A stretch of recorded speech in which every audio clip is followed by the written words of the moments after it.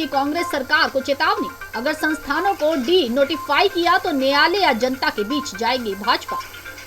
कांग्रेस में फूट, सत्ता बिखरती दिखी तो हालात के मुताबिक निर्णय लेंगे जयराम ठाकुर। विपक्ष में खर्च बचाने की बात करते थे कांग्रेसी। जब सत्ता के केंद्र ज्यादा होते हैं तो विकास पर नहीं रहता ध्यान।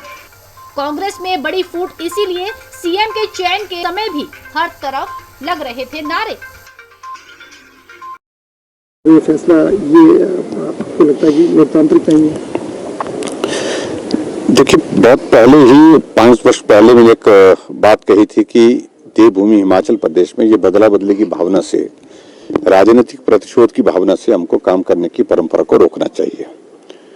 और सरकार बनने के बाद पहले दिन हमने इस बात की शुरुआत की और हमने जो पिछली सरकार की योजनाएं चल रही थी, कार्यक्रम चल रहे थे, उनको आगे बढ़ाया और किसी कार्यक्रम को न बदला न रद्द किया।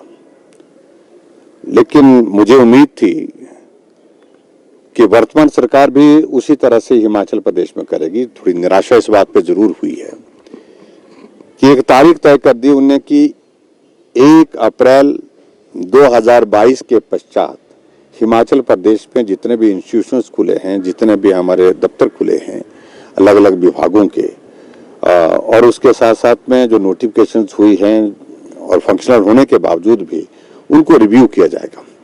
जहां तक रिव्यू करने की बात है उसमें समझता हूं मैं, चलो उसमें उचित है, रिव्यू करने का अधिकार सरकार के पास। लेकिन जो इंस्टीट्यूशन, जो दफ्तर खोलने के बाद, जो ऑफिस खोलने के बाद फंक्शनल हो गए, बीडीओ ने वर्किंग शुरू कर दी, तहसीलदार ने काम शुरू कर दिया, एसडीएम ने वहां पर पूरी जो है वो ऑफिस की कार्रवाई शुरू कर दी है, एससी एक्शन सब अपना अपना काम करके वहां दफ्तर में जो एक व्यवस्थित ढंग से सारी चीजों को चला रहे हैं, उनके बारे में इस प्रकार से रिव्यू करना, रिव्यू करने के बाद उनको रद्द करने की बात करना, ये बहुत दुर्भाग्यपूर्ण है। और हमारी बात में इतना जरूर कहना चाहता हूं, अगर आपने पहले दिन इस बात को कहा था कि मैंने कही है बात कि बदले की भावना के साथ काम नहीं करूंगा, और पूरे 5 वर्ष तक जो मैंने कहा था उसका अक्षरशः उसका पालन किया है। एक भी जगह बदले की भावना से काम नहीं किया। वर्तमान सरकार नई सरकार है, नई इनिशिएटिव लेना चाहती है, स्वागत है। नई योजनाओं की शुरुआत करना चाहती है, स्वागत है। लेकिन जो चली हुई योजनाएं, चले हुए हमारे दफ्तर, हमारे ऑफिसेज और सारे इंस्टीट्यूशंस हैं, उनको बंद करने की भावना अगर मन में है तो स्वाभाविक रूप से एक बात बड़ी स्पष्ट हो जाती है कि सरकार बदले की भावना की दिशा में आगे बढ़ रही है। अभी तक संस्थान उन्होंने रद्द किए नहीं है, अगर करेंगे तो निश्चित रूप से हमारे पास एक ही तरीका है, और वो तरीका ये है कि या तो लोगों के बीच में जाकर के बात कहेंगे या फिर न्यायालय है जहां अपनी बात कहनी पड़ेगी। लेकिन मुख्यमंत्री नहीं बन पाई है, क्या लगता है सर आपको? देखिए, ये कैबिनेट तो अभी तक नहीं बन पाई, लेकिन जो विधायक बने थे उनमें से तो कोई कैबिनेट मंत्री नहीं बन पाया। लेकिन मैंने इस बात को जरूर देखा कि 3 लोग कोई नॉमिनेट किए गए, उनको कैबिनेट का दर्जा दे दिया गया है। शायद उनसे ही वो कैबिनेट का संचालन करने की दिशा में आगे बढ़ रहे हैं। तो फिर भी मुझे उस पर कुछ नहीं कहना है, वो अधिकार उनका है। लेकिन इतना मैं जरूर कहना चाहता हूं कि ये सरकार की शुरुआत कैसे हुई है, बनी कैसे है। जब जनादेश आया, कांग्रेस बहुमत में हुई, तो मुख्यमंत्री के दावेदार कई लोग थे। धक्का मुक्की, नारेबाजी इस दौर में से बनी है, और अभी तक भी चीजें शांत नहीं है। लोग अपने अपनी इसकी तलाश में हैं, कहां से क्या चीज हो।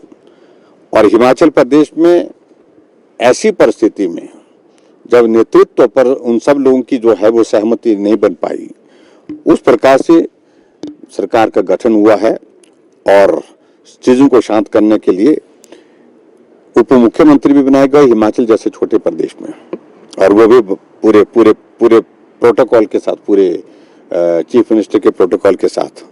तो ऐसे में मैं इतना जरूर कहना चाहूंगा कि हिमाचल प्रदेश में सरकार तो बनी है, लेकिन सरकार अभी तक सही मायने में जो है वो नॉर्मल जो फंक्शनिंग है उसमें वक्त लगेगा उसमें करने के लिए, वो करने की स्थिति में हो नहीं पा रही है, क्योंकि कैबिनेट का अभी तक गठन ही नहीं हो पाया है। और असली बात मालूम पड़ेगी, कैबिनेट बनती है उसके बाद कौन मंत्री बनते हैं, कहाँ किस जिले को कितना प्रतिनिधित्व मिलता है। तो ये सारी चीजों को लेकर के आने वाले समय में हम थोड़ा इंतजार कर रहे हैं। सर एक तरफ प्रतिशत वोट शेयर दोनों जगह मिला है, 1% का लगभग डिफरेंस है। क्या लगता है, क्या ऐसे फैक्टर है, अभी इस पे कुछ मंथन? देखिए, पहली बार हिमाचल प्रदेश में ऐसा हुआ कि 1% से कम जो है वो जनादेश वर्तमान सरकार के पास है, यानी कि 37,000 वोट का मात्र। पर ऐसे में जनादेश की दृष्टि से मुझे लगता है कि से पहले ही नौवीं एन स्टार न्यूज़ के लिए शिमला से चमन शर्मा की रिपोर्ट। अगर वोट शेयर की बात आती है तो हमारे वोट